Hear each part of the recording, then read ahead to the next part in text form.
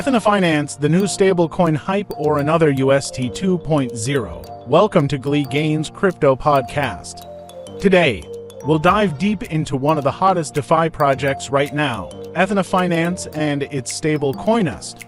Is this a breakthrough in stablecoin innovation, or are we witnessing another ticking time bomb like USDe? Let's analyze this project in depth. 1. Ethena Finance and the rise of USDe. If you've been following DeFi lately, you've probably heard of USDe, a new stablecoin offering a 27% APY, a figure far beyond traditional stablecoins like USDC or USDT. USDe's market cap has skyrocketed to $2.36 billion, surpassing many other stablecoins in a short period. But what's even more intriguing is how USDe generates its yield, which is vastly different from algorithmic stablecoins in the past. The big question, is USDe sustainable? Where does this yield come from? And is this just another cleverly disguised Ponzi scheme? 2. Delta-neutral trading, a game changer or a double-edged sword? A crucial aspect of USDe is that it is not an algorithmic stablecoin like USDe, but operates on a sophisticated mechanism known as delta-neutral trading. How Ethena's delta-neutral strategy works. Step 1. Users deposit liquid staking ETH steth, CBETH, reth to mint USDe. Step 2. Ethena utilizes this collateral to open short ETH perpetual futures positions on centralized exchanges CEXs with 1x leverage. Step 3. USDe generates yield from two primary sources. Staking ETH yield approximately 3 to 4%. Funding rate from short ETH positions. If longs dominate, they pay shorts. Key insight: this delta-neutral strategy allows USDe to be a synthetic dollar with real yield extracted from market inefficiencies. However, it carries risks, especially if the funding rate flips negative or market volatility spikes. Why does this matter? If the funding rate turns negative for an extended period, USDe could lose its yield, potentially leading to a liquidity crunch. 3. Is Ethena another USDe? Key differences. If you remember the Terra Luna USDe collapse, you might be wondering, is Ethena walking the same path? Let's compare. Factor: USDe Ethena, USDe Terra Luna, peg mechanism.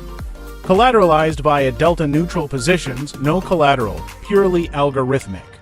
Yield generation, staking ETH plus funding rate. Anchor protocol reserve fund unsustainable. Yield sustainability, market dependent, fluctuates. Fixed 19%, artificially maintained. The positive side, USDe is backed by real assets and hedging mechanisms. Unlike USDe, the risk if funding rates turn negative or USDe scales too quickly without proper backing, it could experience depegging risks. Bottom line, Ethena appears to be safer than USDe, but is still far from being as stable as USDC or DAI. 4. Major risks to watch out for. No matter how promising a project looks, risks must be assessed carefully. Risk number 1. Funding rate reversal. If market conditions shift and shorts have to pay fees to longs, USDe's yield could turn negative. This could trigger a mass exodus, leading to liquidity issues. Risk number 2. Custodial exposure. Ethena relies on third-party custodians like Copper and Cefu for asset management. If these entities face financial trouble, Ethena's liquidity could be compromised. Risk number 3. USDETH price divergence from ETH. If steth trades at a significant discount to ETH, Ethena's collateral could be at risk. However, post-Chapella upgrade, this price discrepancy has remained low, below 0.3%. Risk number 4. Centralized exchange CEX reliance. Ethena executes its short positions on major exchanges like Binance, OKX, and Bybit. If any of these platforms collapse, Ethena's hedging mechanism could fail. Critical insight: Ethena has set up an insurance fund to mitigate risk, but in its early phase, if the project grows too fast before the insurance fund is sufficient, a black swan event could be disastrous.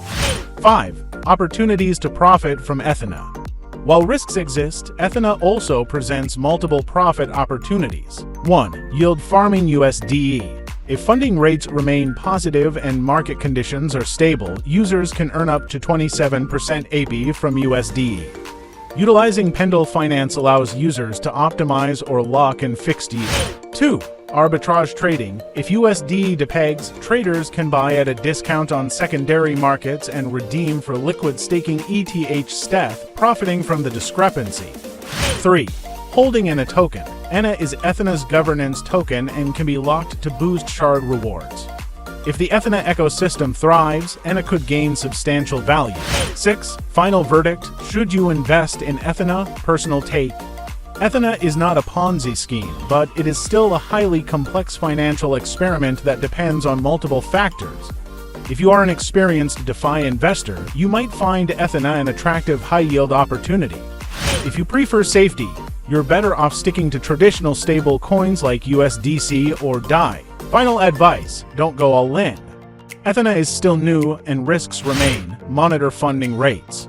If they turn negative, be prepared to exit. Diversify your portfolio. Never put all your capital into a single DeFi mechanism. That wraps up today's episode of Glee Gains Crypto Podcast. If you enjoyed this deep dive, make sure to follow us and leave a comment. See you in the next episode.